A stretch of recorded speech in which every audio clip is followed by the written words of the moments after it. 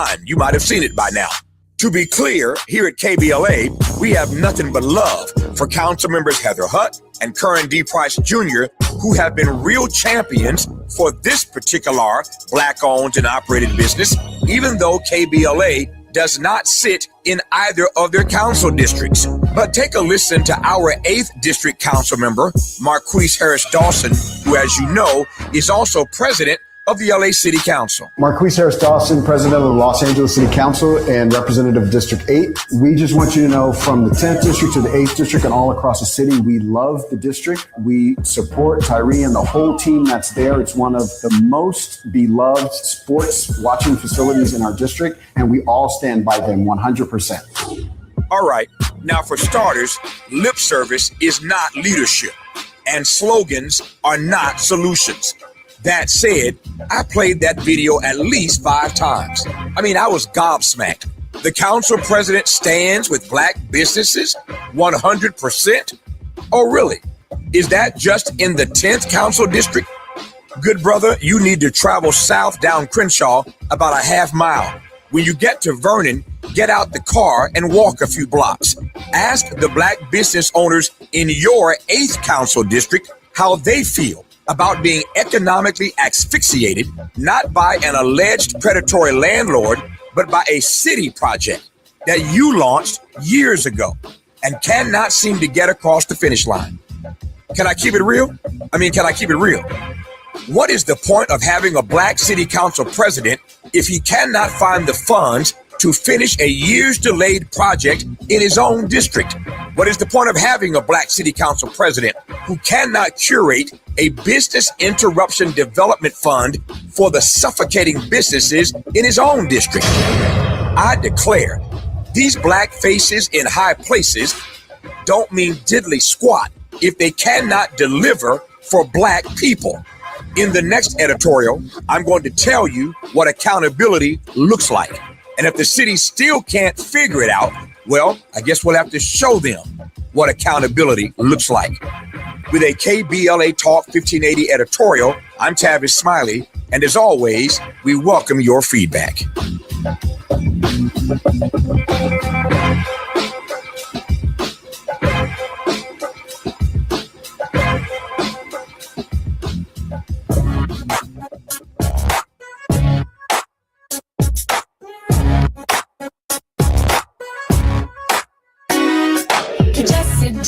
Junior show.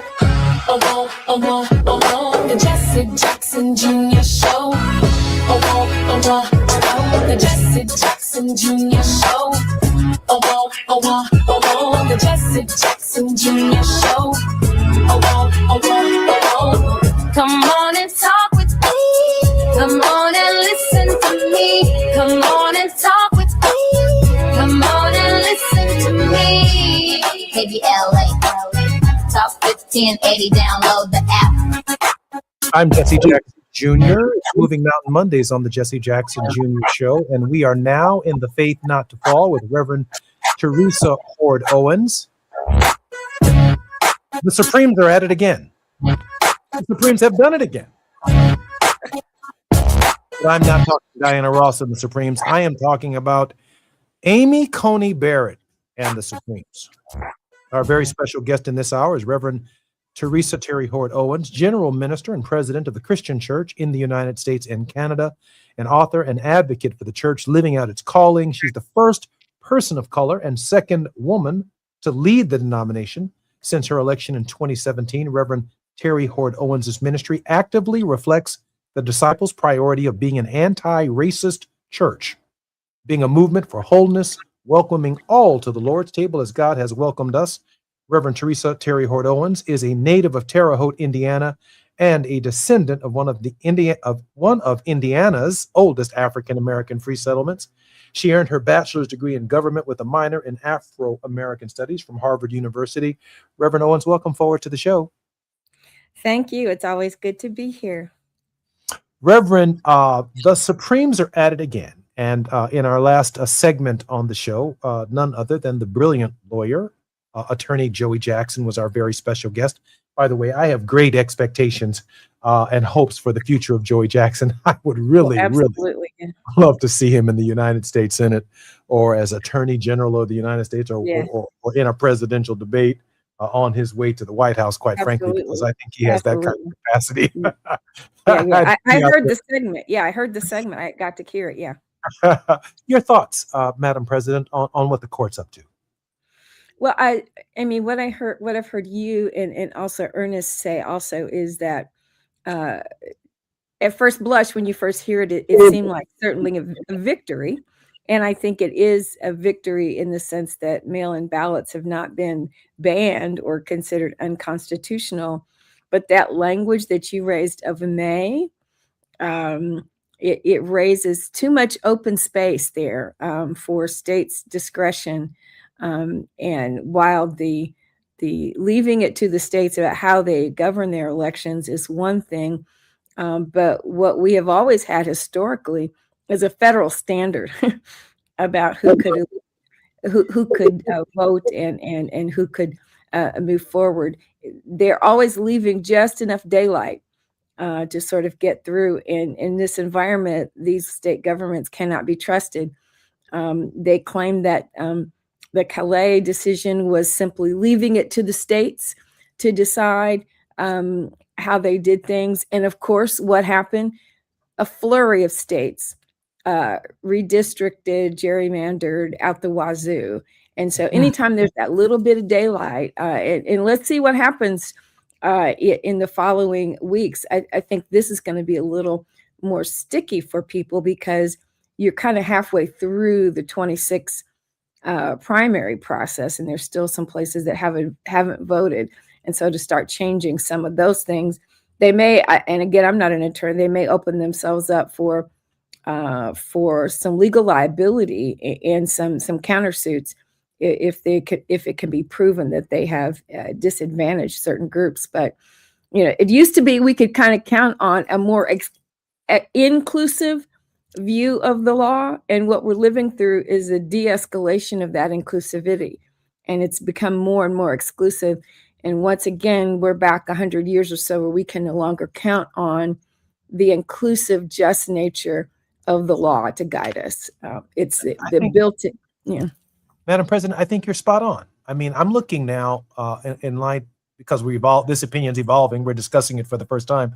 I'm looking at states now like Texas, Alabama, Mississippi, Louisiana. I'm looking for some states, some of the more difficult states in terms of voter protection, any moment now to read the decision and move in the direction of, okay, as long as they're counted on election day, then we've done what we're supposed to do. We don't have an obligation to extend the election beyond the date that we've set. That's what I think the court left the discretion for the state to do. And you know exactly what that means in states that have a history of making people count jelly beans, count beans in a jar. Right. Threats, and all of the above. I'm Jesse Jackson Jr., listening to the Jesse Jackson Jr. Show. We are with an icon. Reverend Terry Hord Owens is the first person of color and the second woman to lead a major Christian denomination in the United States. More when we come forward on the Jesse Jackson Jr. Show, The Faith Not to Fall with Terry Hord Owens. I'm Jesse Jackson Jr. It's afternoon drive time with Jesse Jackson Jr. Only on KBLA Talk 1580. Wishing happy birthday to KBLA. 5 years old, yeah, with more that's coming your way. Congratulations, come on, y'all, let's celebrate. Happy birthday to KBLA. Look, 5 years deep and we still going up. Built it from the ground, never real, no one else. Real talk on the air, then the truth get heard. Every day the proof getting served. He had a vision and he stayed with the plan. Now they tapped in from the beach to the land. Never back down, 7 days of the week, still going up now. We 5 years deep. Wishing happy birthday to KBLA. Happy smiling, you did it with 5 years today. Congratulations, come on y'all, let's celebrate. Happy birthday to KBLA.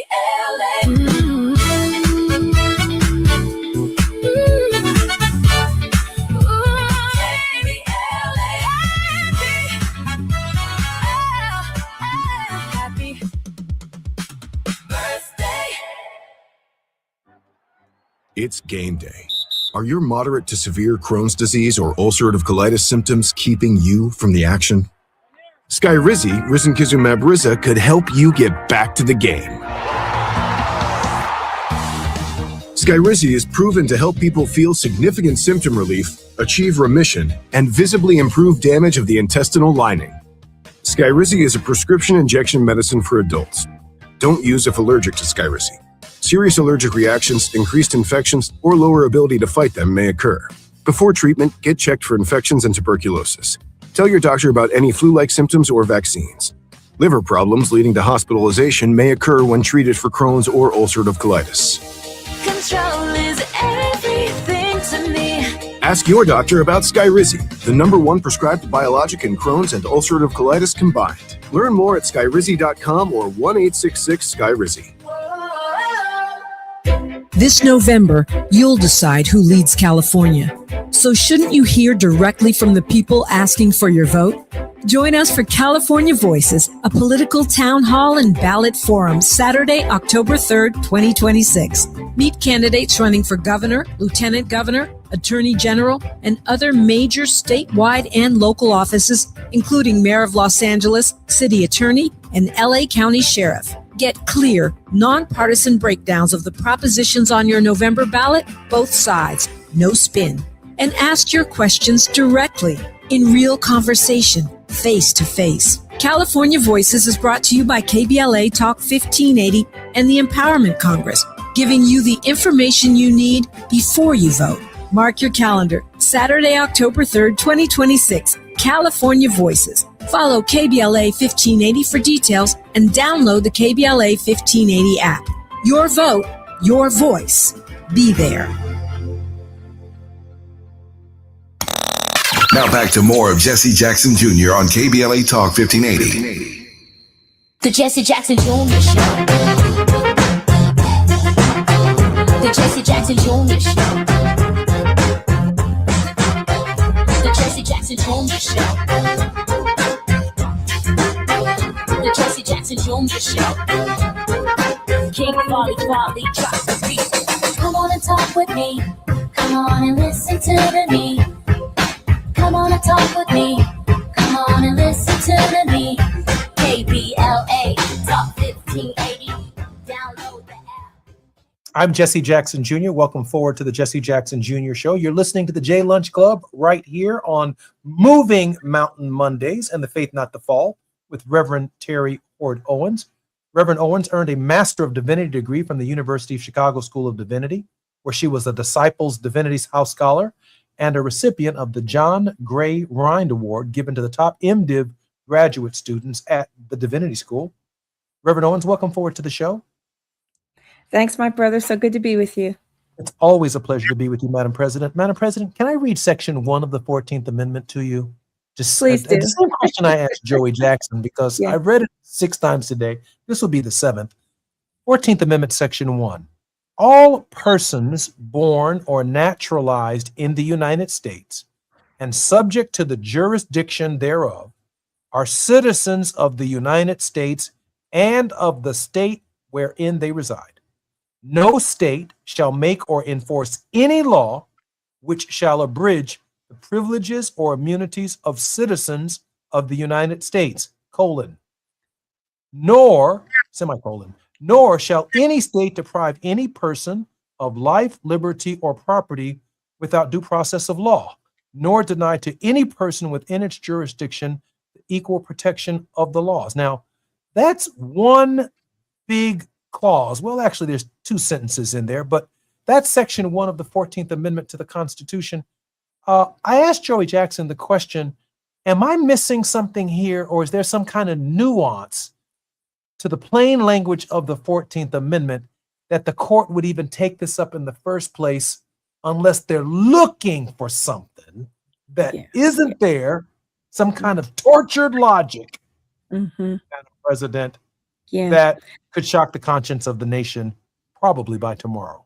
Madam President? Yeah, tortured, what did Joey call it? The irrational court. I mean, we all understand history. We understand the amendment that eliminated slavery, the 14th Amendment, which grants birthright citizenship. not just to persons who were formerly enslaved, but that the 14th Amendment was adjudicated, I think, for an Asian immigrant man who wanted to prove that he had a right to have full citizenship. So the intent was to certainly eradicate the vestiges of slavery in perpetuity. And the fact that this court continues to reach back, as I said earlier, for more exclusive interpretations is really, really troubling. More perfect union to me means we ought to be getting better at this over time. We were certainly not in a perfect state 250 years ago, but more perfect. We're now in a regressive trajectory here. We're eliminating people from the protections that you just outlined. And as I tell people about God, if you're talking to me about a God that's excluding a whole lot of people, I'm not really interested in that God. This nation has never been a nation. The vision that, or the narrative that we tell about ourselves has always been of being an inclusive. Give me your tired, your poor, your huddled masses yearning to be free. Oh, I'm sorry, except for those of you who are from S-hole countries. We're going backwards. And we don't seem to have the moral breaks to speak up and stop the madness. It's really disturbing. I've been reading Kimberly Crenshaw Williams' sort of a memoir called Backtalker. Oh, so good. If you have not read it, as a Black woman, you know, she's the legal scholar that really gave us that idea of intersectionality. And one of the things that she grapples with throughout her education and her work is that even though, just like we know race is a part of our society and race is a part of our history, race has always been sort of inherently still built into the laws in terms of even how we interpret them over time. And this is just another case of that.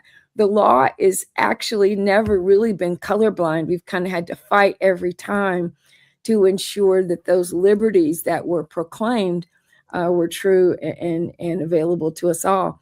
But there's inherent injustice built into how people are interpreting the very documents that were intended to establish for all time. At least there was an aspirational idea that those things would happen. But we're going in the wrong direction here. Madam President, I'd like your opinion, your opinion on the morality associated with determining what constitutes, if you will, a refugee. Now, for me, I see Jesus of Nazareth in the early years of his life as essentially applying for refugee status to the country of Egypt because he was being hunted by the king, if you will, the provincial governor of Judea at the hour of his birth. So my leanings tend to be in that space. But when I look at 350,000 Haitians who lost temporary protected status along with Syrians, and I think about the president of the United States' attack on Ilhan Omar and the Somalians, I'm thinking that this is just the beginning of a massive deportation process over the next 2.5 years of what remains in Donald Trump's administration that will be something we haven't ever seen before. Madam President? Yeah. It is certainly not grounded in any sense of morality, not in any sense of what theologians would say the imago Dei, and that concept simply means you believe that everyone is created in the image of God. However you see or frame what that Holy One is or how that Holy One interacts with you. But you cannot, I think, be in a situation as my British friend who's a consultant in the UK. She does a lot of work around cultural intelligence, Julia Middleton. And she has, I think, her hallmark phrase that I quote all the time: you are not the benchmark for all people. So there's actually no one ethnicity or gender or religious belief that was ever intended. The aspiration was that the very first pilgrims, as restrictive as the Puritans turned out to be, the goal was to be able to worship freely. Roger Williams and the Baptists had to leave the Puritan colonies because they were trying to tell them how to worship. And they're like, that's not why we came here. The idea that you could declare another human being to be inferior to yourself and that you could decide to limit that person's access to the very society that you yourself have access just falls apart on its face under anybody's moral system. And I think that's the other concern. We have large groups of Haitian disciples in Ohio, in New York, particularly in Brooklyn, and also in Florida.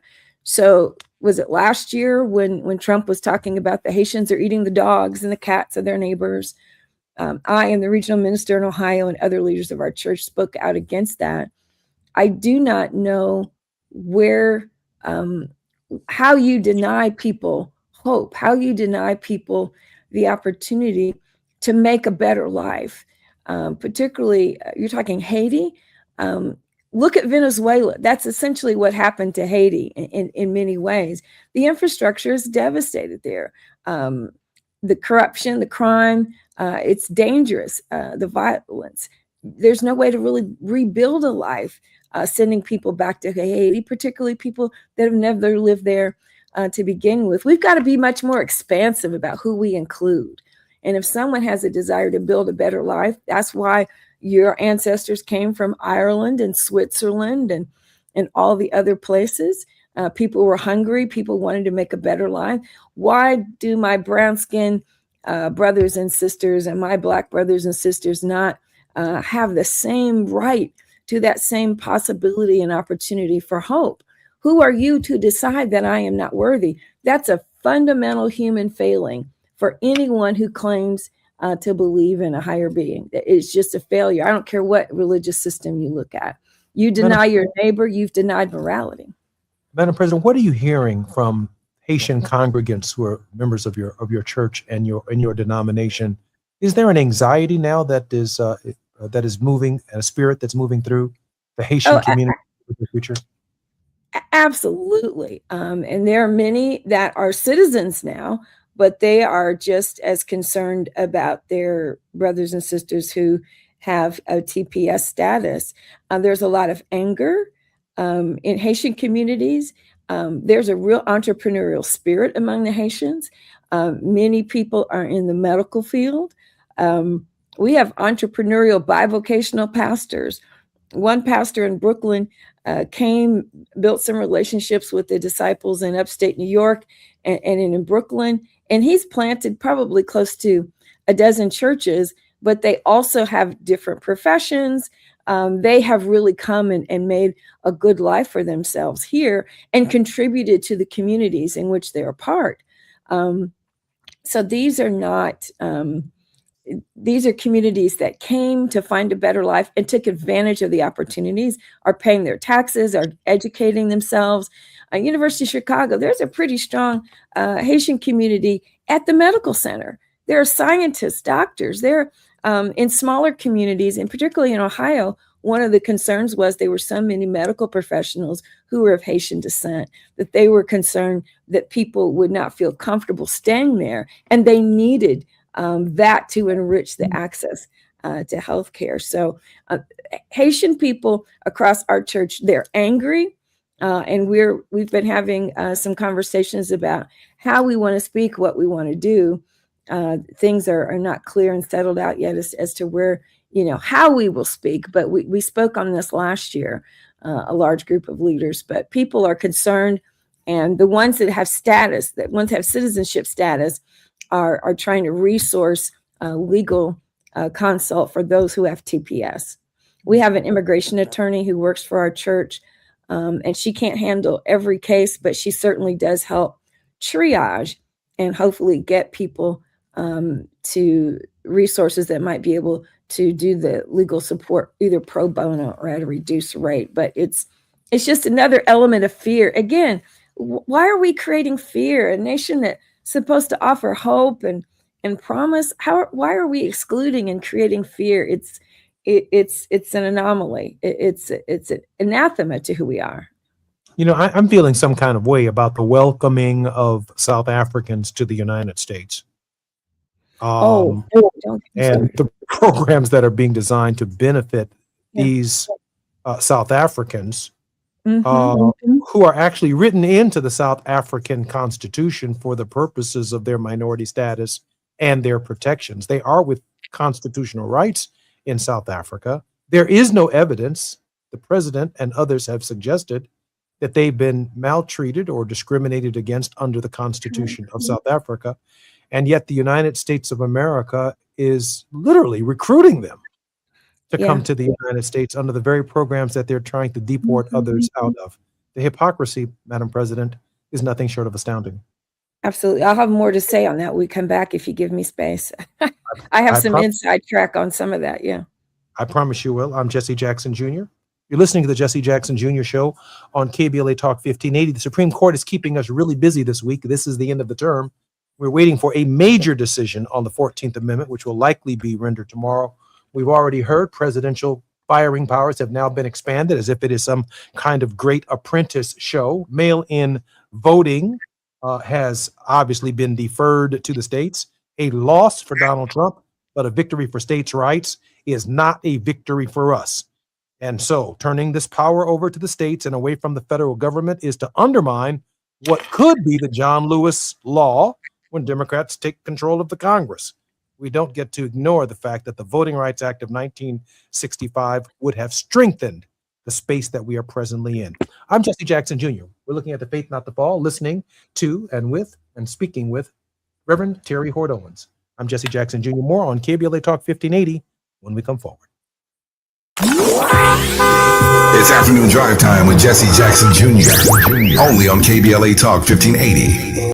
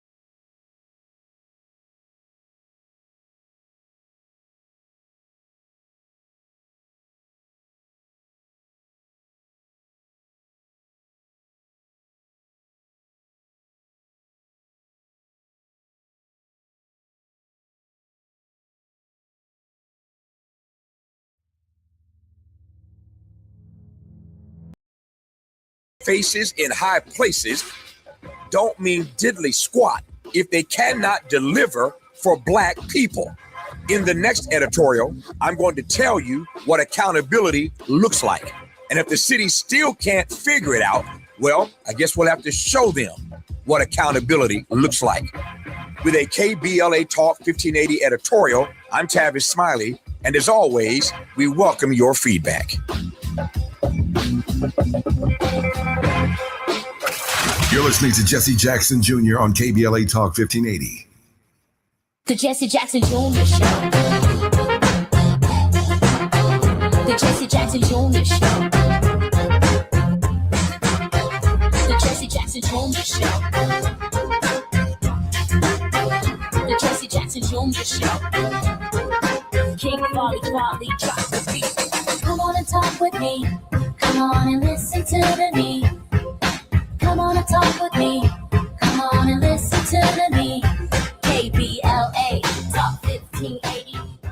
I'm Jesse Jackson Jr. You're listening to the Jesse Jackson Jr. Show on Moving Mountain Mondays and the J Lunch Club. We're in the Faith Not to Fall with Reverend Terry Ford Owens. Reverend Owens, welcome forward to the show. Thank you, sir. Good to be here.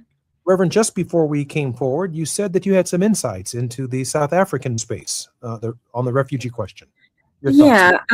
Yeah, the federal government has had traditionally large contracts for refugee resettlement with the various religious organizations, among them Church World Service, which was created 40 some years ago. They used to be part of the National Council of Churches. 80% of their budget was cut when Trump came back into the White House.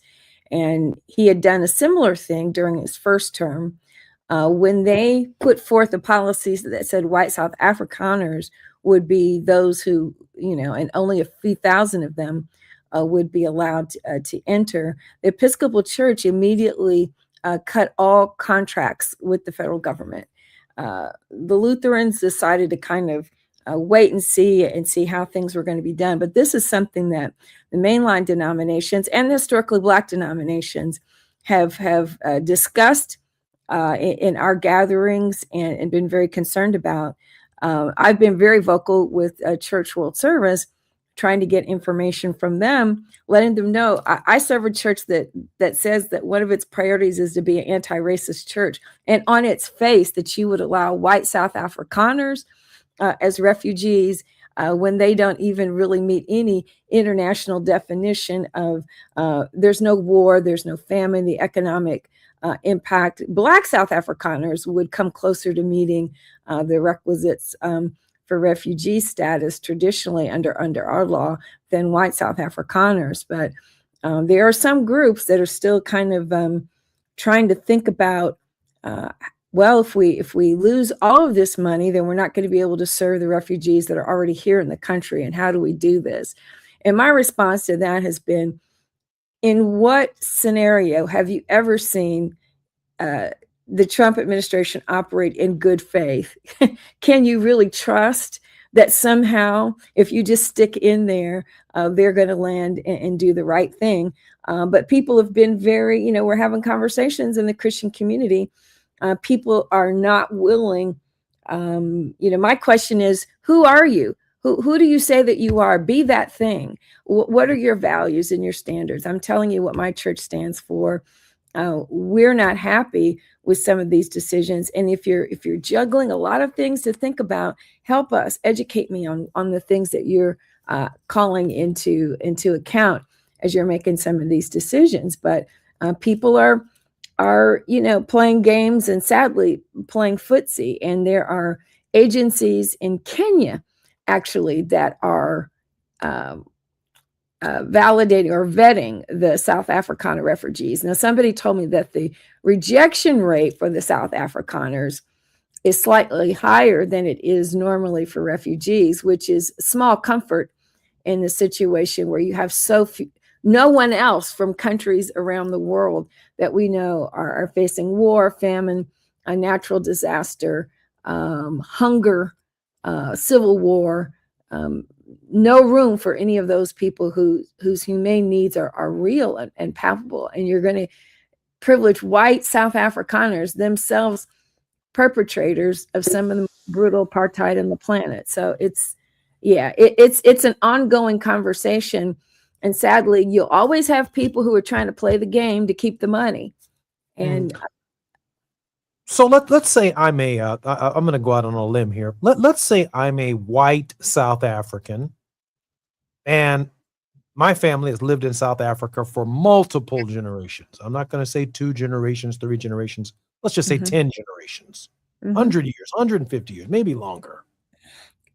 And now I come to the United States and I see myself as an African because I was born and raised in South Africa. Then I come to the United States as a refugee and I seek naturalized citizenship. Madam President, what am I? Am I an African American? Oof. You know, I personally just prefer to call people of African descent Black. Yeah, okay, I hear you. But they get to come here and say they're African American. They will say they're African. They will, and their whole system and culture has been built on privileging the amount of Dutch blood that you have flowing through your veins. Hence the Afrikaans. Okay, so here come these new African Americans. I think they will split the baby on that themselves. Yeah, I think they probably will, but they will also be what? Fighting for contracts as African Americans and claiming a minority status of being what? In their case, I think, I think in their case, the African status is actually a national status. They are South Afrikaners. That's how you and I see them, but that's how we see them. But I get your point, and I wouldn't put it past them. I don't want to denigrate these people. I'm just trying to unpack the 14th Amendment. But you know, they have benefited. They have benefited.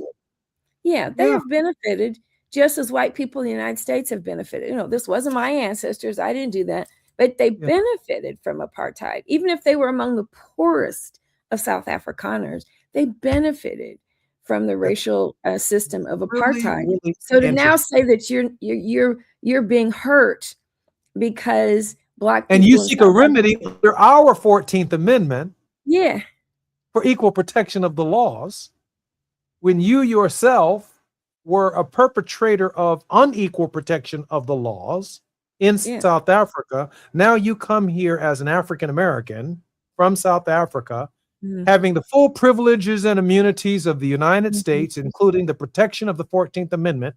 And as a South African, you get to look at an African American and say, Negro, you need to pick yourself up by your own bootstraps. That's right. You're not working hard enough. I just got here from South Africa. I ain't complaining about nothing. Yeah. I'm getting land. I'm getting tax breaks. I'm not paying any taxes because of the program that they have me coming into with my Trump Gold Card. Yeah. Race infuses everything in the United States. Every single thing. And until we're honest about that, we're not going to get where we need to go. I'm Jesse Jackson Jr. You're listening to The Faith Not to Fall with Reverend Terry Howard Owens. The 14th Amendment, they are turning it on its head, and we expect a decision tomorrow on birthright citizenship that could change for the next 100 years or foreseeable future the interpretation of the 14th Amendment. That is one of the Reconstruction Amendments that is largely responsible for the citizenship rights of every single American, especially the descendants of slaves, for whom their citizenship rights did not exist before the 14th Amendment. It's hard to imagine a world without the 14th Amendment, but certainly an interpretation or a new interpretation of the 14th Amendment could be devastating to what it means to be an African American. I'm Jesse Jackson Jr. You're listening to the Jesse Jackson Jr. Show, The Faith Not to Fall with Reverend Terry Howard Owens. More when we come forward right here at KBLA Talk 1580. While you're stuck in traffic, we can at least bring you up to speed on the news of the day. You're listening to Jesse Jackson Jr. only on KBLA Talk 1580.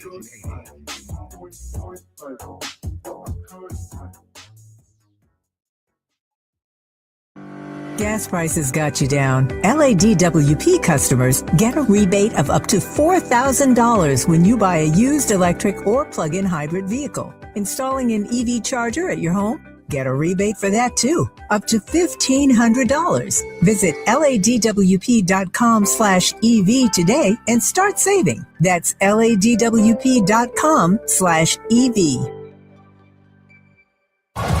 Going to a World Cup match in LA this summer? Ditch the parking stress and ride Metro. With direct service from across LA County, it's the easy way to get there for just $1.75 each way. If you have unfiled taxes or are in debt to the IRS, this is important news. Did you know the IRS has programs specifically designed to help people struggling with tax debt? Powerful tax assistance programs that can save you thousands if you qualify. No one knows these programs better than the experts at Optima Tax Relief, America's most trusted tax resolution firm. A-rated by the Better Business Bureau, their award-winning tax attorneys and licensed professionals have resolved over $3 billion of tax debt for their clients. One call to Optima can start the process, helping to put an end to your worries about wage garnishment, asset seizure, and other aggressive IRS actions. Find the best options to solve your tax problems. Call the experts at Optima Tax Relief today for a free consultation. Call 800-919-9077. 800-919-9077. 800-919-9077. Optima Tax Relief. Some restrictions apply. For complete details, please visit OptimaTaxRelief.com. My mom has decided to learn to paint, and she's good. My dad's now into creative cuisine, and I've already put on 6 pounds. Learning new things comes with age. My mom, she started forgetting my name and what we're talking about. Forgetting well-known things doesn't. Memory loss may be a sign of Alzheimer's disease. Early detection gives you and your loved one time to plan for the future. Learn the warning signs of Alzheimer's at 10signs.org. Brought to you by the Alzheimer's Association and the Ad Council. In a world full of noise, one station keeps it real. KBLA Talk 1580, where the conversation goes deeper, the voices sound like yours, and the issues that matter most to our community take center stage. Progressive, powerful, unapologetically us.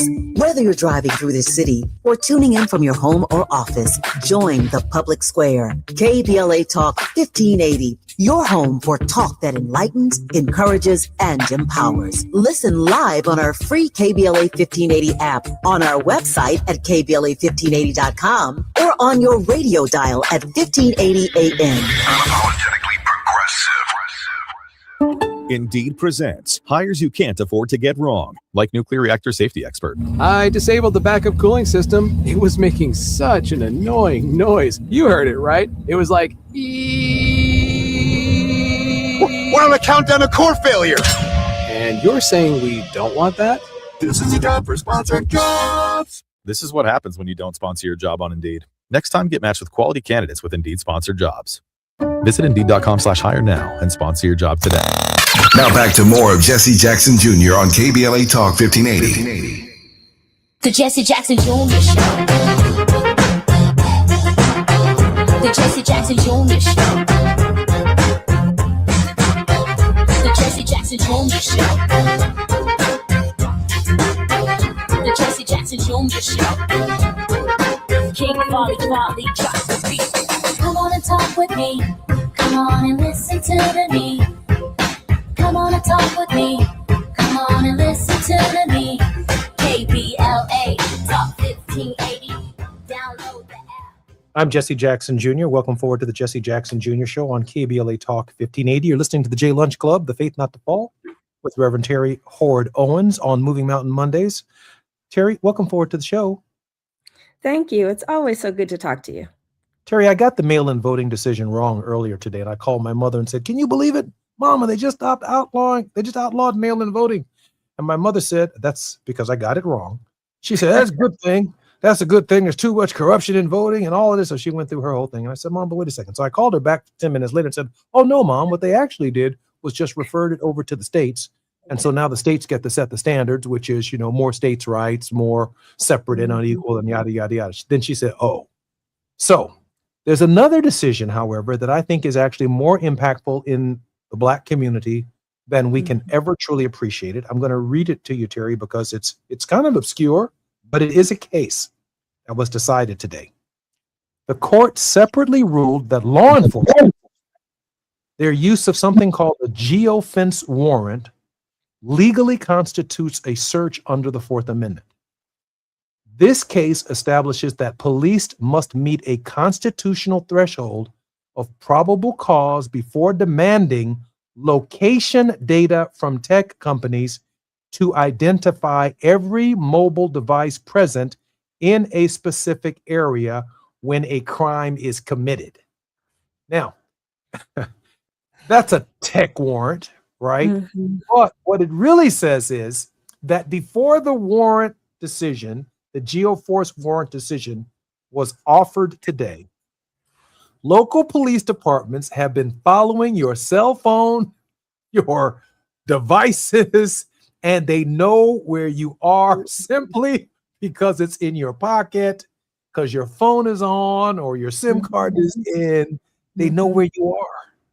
And now, if you are in the area where a crime is being committed, they are able, local police departments, to get all of the data to find out if you were anywhere near the crime. Yeah. Now the court is saying, before you do that, you better have probable cause. And all of the cases where they've gotten the data before they had probable cause ought to be of great concern to people in our community. Madam President? Oh, absolutely. I mean, that's just so wrong on its face. It's just so wrong. You know, every time I get a new phone, I'm looking for YouTube videos that tell me how to turn on this privacy thing, how to turn off that privacy thing. You know, I share my location with my husband, but I try to lock a lot of that stuff down because you don't need to know where I am. You just have no right. You have no right for me to answer my phone when you call me if I choose not to. I mean, it's just that we just have certain privacy expectations. And you're right. There are cities and suburbs in Cook County where you and I spend most of our time. You've already got video cameras. Let's look at what happens when they don't want to find people. Whoever set the cross on fire in Grant Park last month. The idea that there was no video in Grant Park of who those persons were, or that there wasn't any way to determine who did that. Mighty funny that they couldn't seem to pull together all of this technology to make some of those immediate decisions. But again, when we live in an environment where the law, that whatever the historic intentions were to establish equity and justice, when we have people in power who have a more exclusive mindset and a racist exclusionary mindset and a misogynist exclusionary mindset and a nativism exclusionist mindset, any wiggle room that is offered, we cannot count on people doing the right thing. That's why Dr. King says, I can't legislate your hearts, but I can legislate your action.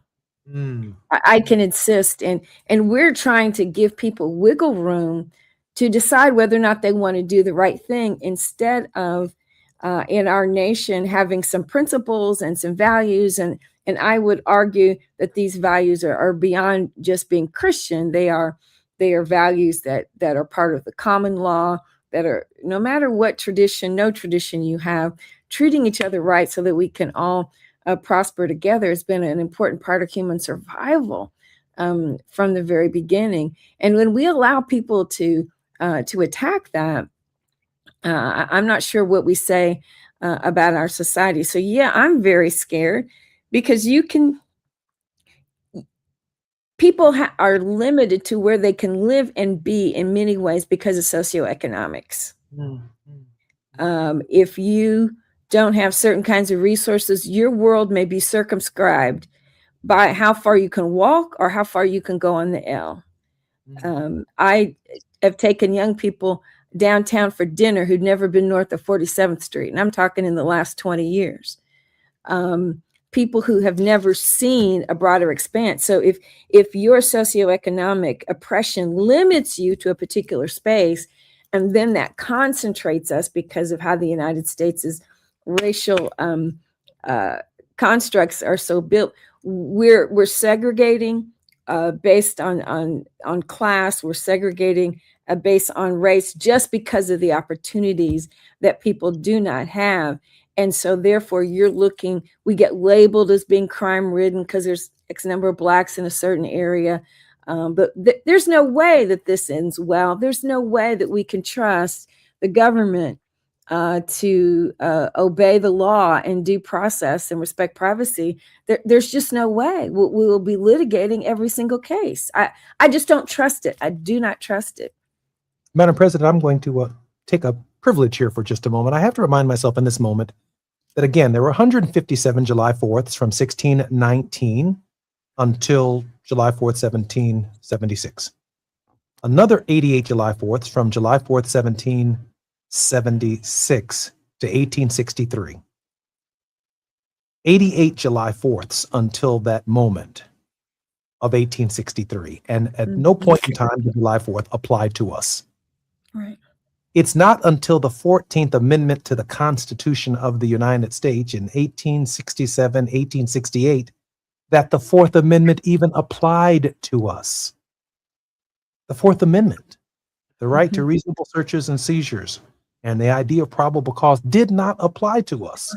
Right. And now here we are, the 250th anniversary of the Declaration of Independence, and we are being told by the Supreme Court that they've been following us all along, that now they need a warrant to do what they've been doing. And look who's been feeding into the coffers of the current administration. The tech oligarchs who are creating this technology, and what they're hoping to influence is as little regulation as possible. Isn't that something? I mean, we're celebrating the 250th anniversary of freedom. And yet the Supreme Court is telling us you've never had freedom until this decision. Until this decision. We've been listening to you. We've been following you. And now we're making the police get a warrant to justify being in your business. That's the system that we live in. And that's honest. That's an honest interpretation of July 4th. Madam President, we only have a few seconds. Some final thoughts. First of all, they said the quiet part out loud there. But going back to always trying to leave us with some sense of hope. There's no way that we can get tired or weary of paying attention to this. I think I was with a circle of friends at a service, and they're doing some lobbying today in DC around immigration, and with a large group of Latino Christians last night. And they sang this wonderful song, "I'm a Citizen." I'm a citizen. And if many of them are naturalized, but we can't give up hope now. There's just too much work to do. And if we believe that our cause is right, we just simply have to keep working and trust that our God will hear us. That's what I believe. I believe our God will be with us, but we must participate with God in this work of justice. Thank you, Madam President. Look forward to our time together next week. I'm Jesse Jackson Jr. You're listening to the Jesse Jackson Jr. Show on KBLA Talk 1580. More with Dale Hughley when we come forward. KBLA 1580 Santa Monica.